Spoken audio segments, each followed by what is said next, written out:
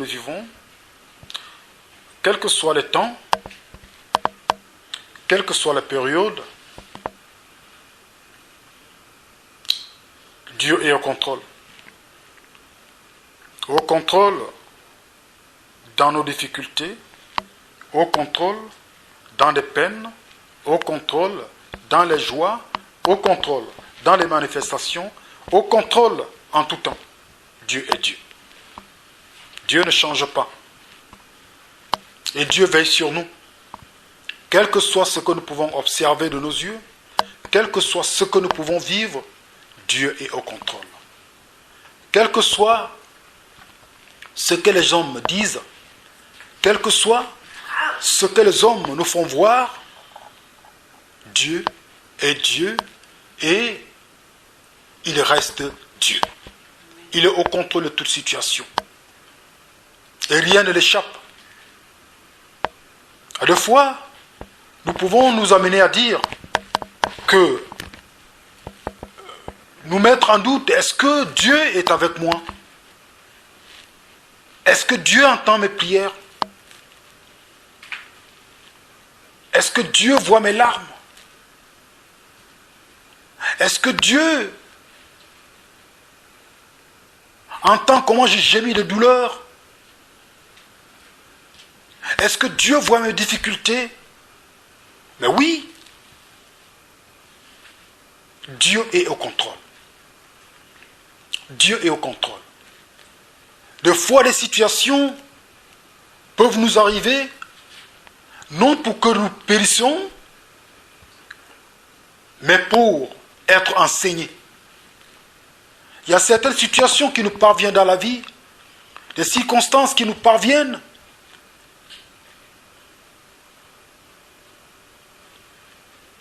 c'est pas pour nous détruire, c'est pas pour une confusion quelconque, mais c'est pour davantage nous rapprocher de Dieu. Dieu est Dieu. Dieu connaît chacun de nous particulièrement. Dieu connaît qu'est-ce qui peut t'éloigner de lui. Dieu connaît quelles sont les circonstances qui peuvent te rapprocher de lui. C'est lui ton créateur. Quel que soit ce que tu es, quel que soit ton statut, quelles que soient tes connaissances ou ta sagesse, Dieu te connaît. Et lui seul est capable de savoir quel est ton réel besoin.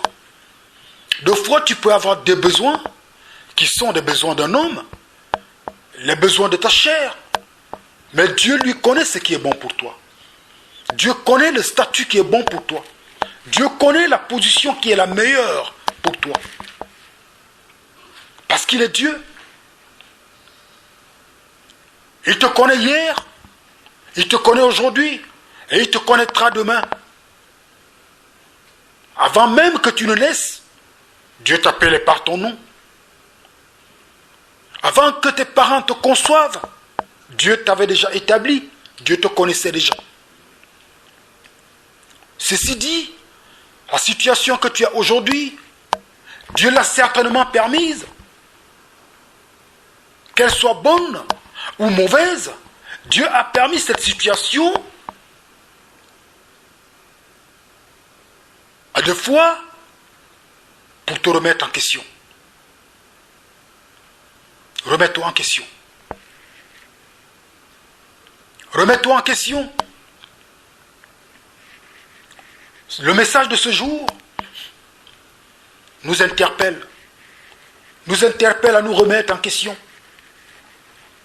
À nous remettre en question par rapport à notre vie, par rapport à notre vécu, par rapport à la situation actuelle, par rapport au temps actuel, par rapport à nos lendemains.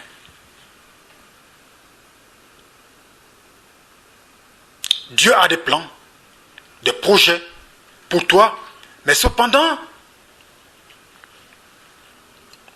si tu ne te remets pas en question,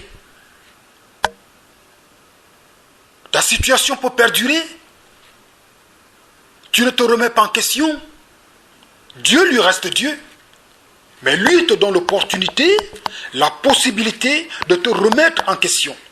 Dieu a permis certaines situations dans ta vie. Des situations de foi diverses. Ce serait une maladie. Ce n'est pas une maladie. C'est un moment de la misère que tu passes. Tu es devenu un objet de raillerie. Tu manques certainement de mariage. Il te manque certainement de choses dans ta vie. Tu manques de famille. Tout le monde t'abandonne. Les hommes autour de toi te fuient. Et pourtant, tu tends la main. Tu n'arrêtes pas de tendre la main. Tu n'arrêtes pas de faire du bien. Mais tu es quand même un objet de raillerie. Tu es quand même repoussé des hommes. N'est-ce pas une interpellation de Dieu? Remets-toi en question. Remets-toi en question. Remets-toi en question. Ton passé peut avoir des répercussions dans ta vie d'aujourd'hui. Si tu ne prends pas le temps de te remettre en question, les lendemains pourront être plus difficiles, plus obscurs. Remets-toi en question. Ce matin, la Bible va nous parler particulièrement d'une situation qui nous interpelle tous. Nous sommes dans le livre de Deutéronome, chapitre 8, à partir du verset 1. Nous irons jusqu'au verset 5. Deutéronome chapitre 8, du verset 1 au verset 5. Voici ce que ma Bible déclare. Vous observez et vous mettez en pratique tous les commandements que je vous prescris aujourd'hui, afin que vous viviez, que vous multipliez et que vous entriez en possession du pays que l'Éternel a juré de donner. Il t'a humilié. Il t'a fait souffrir de la faim. Il t'a nourri de la manne que tu ne connaissais pas et que n'avaient pas connu tes pères,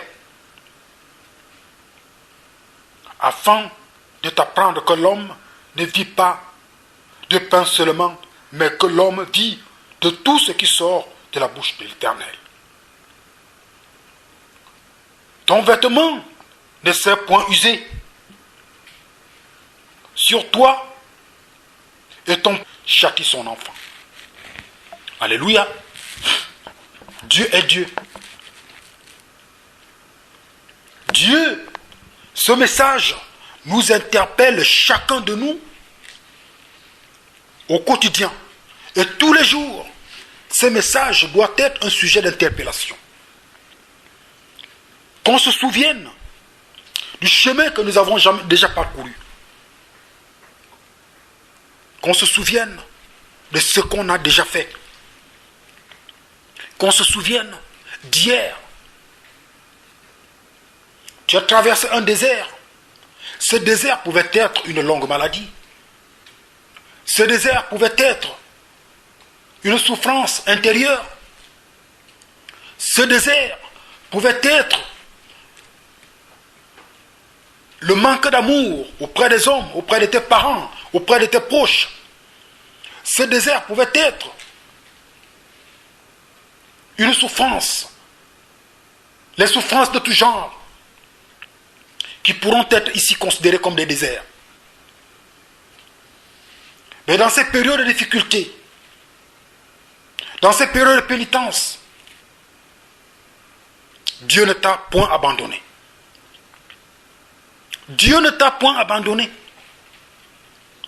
Dieu te dit, tu as connu la manne. Et la manne ici, tu n'es point mort de faim. Puisque tu es vivant jusqu'aujourd'hui, tu as traversé ce désert. La famine ne t'a pas tué. Ce désert, même ces difficultés que tu as vécues, elles n'ont pas réussi à te périr.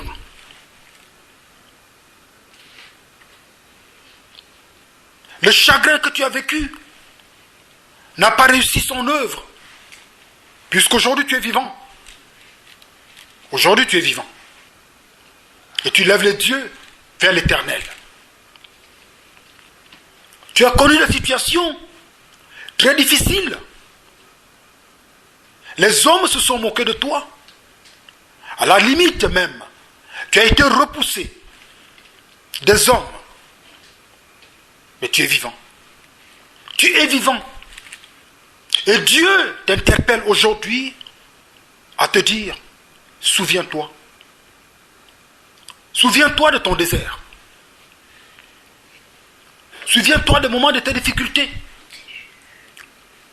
Souviens-toi du moment où tu as peiné. Mais je suis Dieu. Je ne t'ai point abandonné. Je ne t'ai point abandonné. Tu as mangé. Parfois tu n'as pas su d'où te venait à manger.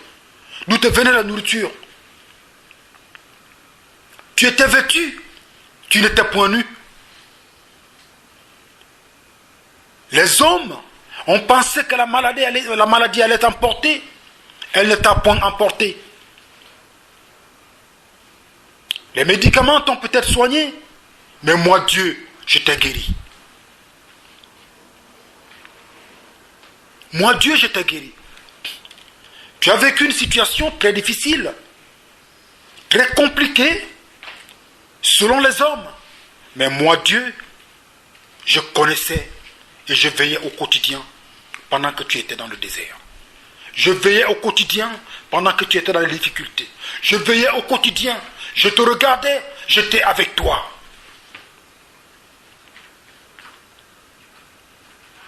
Où je t'appelle aujourd'hui, je t'appelle. Mon fils, ma fille, quelles sont les dispositions de ton cœur aujourd'hui après avoir traversé ce désert? Quelles sont les dispositions de ton cœur? Quelles sont les dispositions de ton cœur? As-tu compris quelque chose dans le désert que tu as traversé? As-tu compris quelque chose dans la situation que tu as vécue? Quelles sont les dispositions de ton cœur? Quelles sont les dispositions de ton cœur? Es-tu prêt? Es-tu prêt aujourd'hui à me suivre? Es-tu prêt? Es-tu prêt aujourd'hui à faire ma volonté? Es-tu prêt? Es-tu prêt aujourd'hui à être un témoignage? Es-tu prêt? Es-tu prêt aujourd'hui à être un spécimen, un exemple de la puissance de Dieu?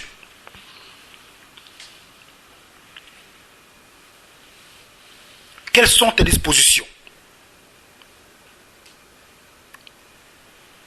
Tu as été humilié pendant ton désert. Tu as été éprouvé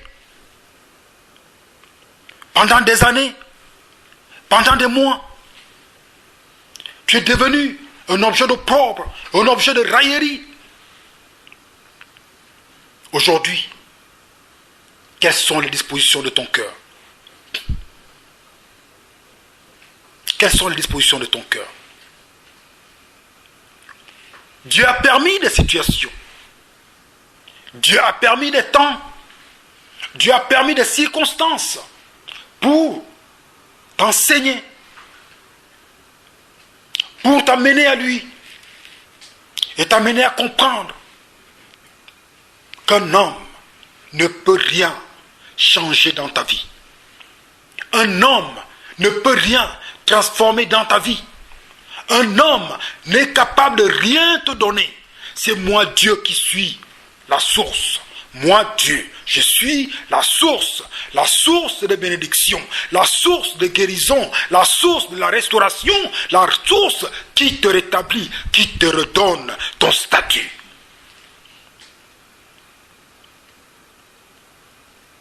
Quelles sont les dispositions de ton cœur? Mon fils, ma fille, je t'interpelle aujourd'hui. As-tu les yeux ouverts maintenant? Les écailles sont-ils tombés de tes yeux?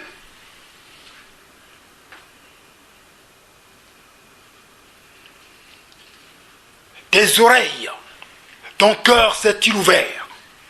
As-tu compris quelque chose? Regarde derrière toi. Prends acte de ton passé. Prends conscience. Je suis Dieu qui est capable de transformer ta vie. Je suis Dieu qui est capable de te donner une meilleure situation. Je suis Dieu qui est capable d'établir de la richesse dans ton âme. Ne suis-je pas Dieu qui bénit et qui appauvrit? Selon ce que déclarent les Écritures dans le livre des Proverbes.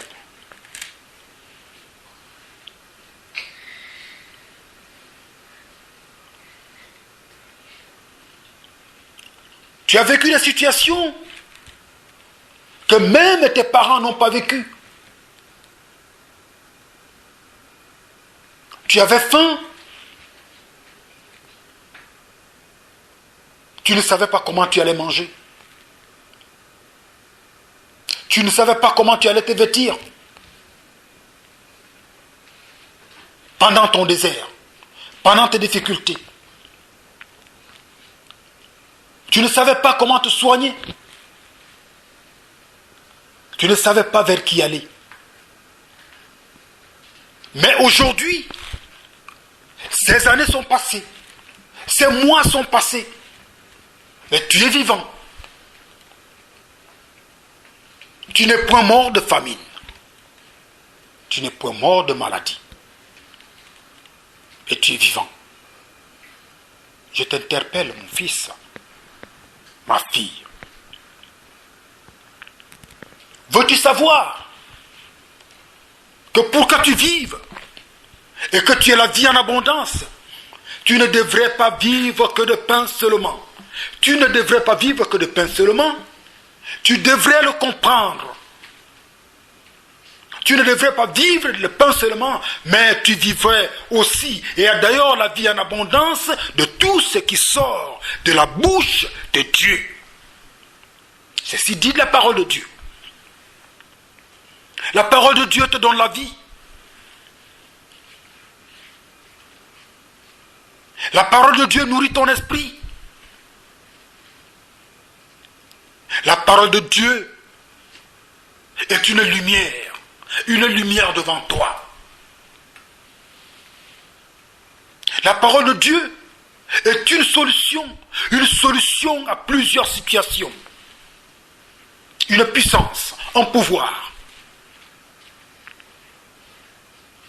Tu ne vivras pas que de pain seulement. Pas que de pain.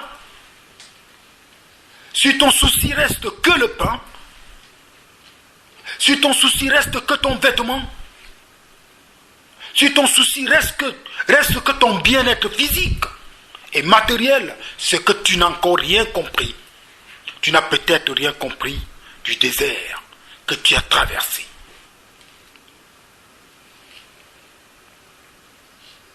Et attention, celle-là aussi est une mise en garde, une interpellation.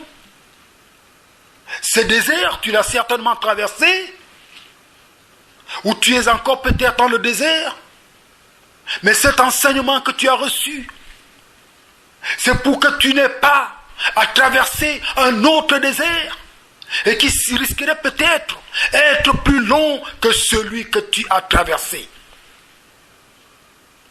As-tu pris la mesure de la situation? As-tu pris la mesure? Quelles sont les dispositions de ton cœur aujourd'hui? Quelles sont les dispositions de ton cœur après avoir traversé ce désert, après avoir reçu tous ces enseignements, après avoir fait autant d'observations, après avoir reçu toute la sagesse, toute l'intelligence, selon moi Dieu?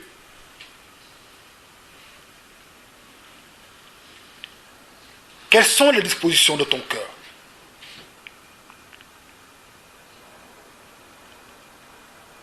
Viens à moi. Rapproche-toi à moi. Viens vers moi, parce que vers moi, tu recevras de la nourriture de l'esprit, une nourriture qui te donnera de la vie en abondance, une nourriture qui te donnera une restauration, une nourriture qui rayonnera dans ta vie, une nourriture qui te permettra de t'établir en tant qu'enfant de Dieu. Et dans tout son rayonnement.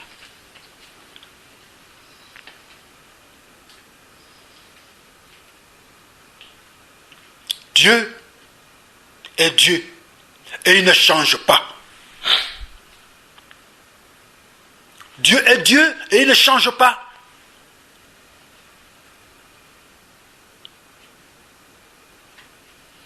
Je voudrais que tu reçoives de moi. Quand tu auras fait de Dieu ta raison de vivre, quand tu auras fait de Dieu ta source de bénédiction, quand tu auras fait de Dieu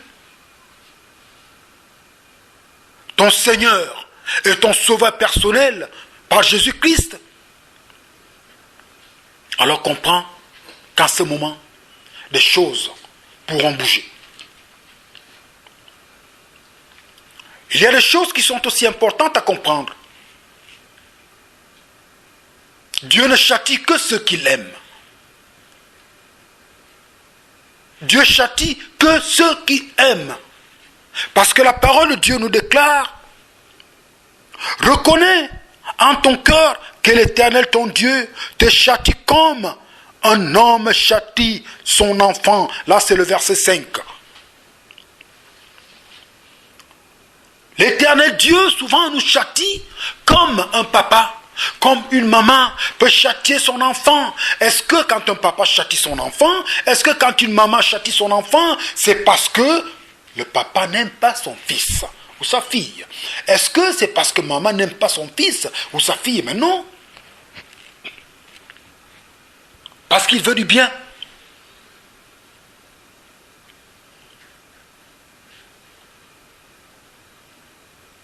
Parce qu'il voudrait que son fils soit une représentation importante pour la famille.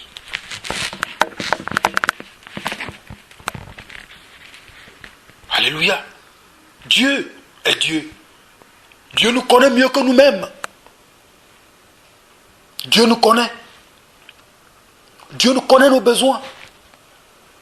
Si seulement un instant, nous pouvions prendre une pause, nous arrêter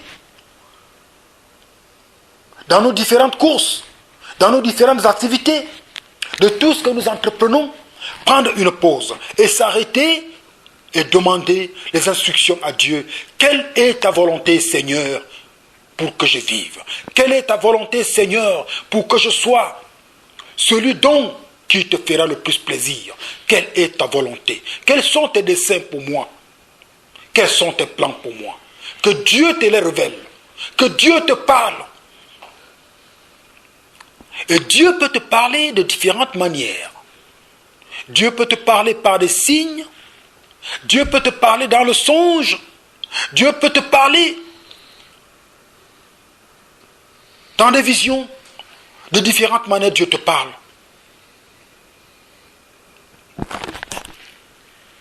Alléluia.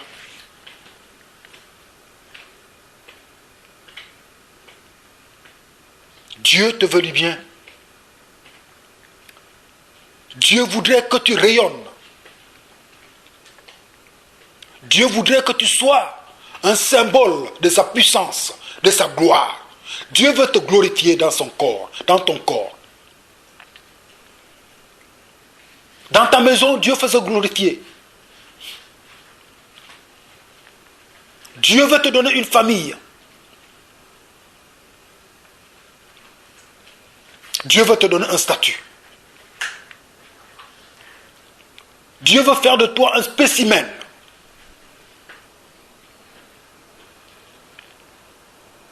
Mais la question aujourd'hui est de savoir quelles sont les dispositions de ton cœur. Quelles sont les dispositions de ton cœur? Dieu nous interpelle. Dieu nous interpelle à considérer notre passé. Dieu nous interpelle à considérer notre passé et à prendre conscience du jour d'aujourd'hui.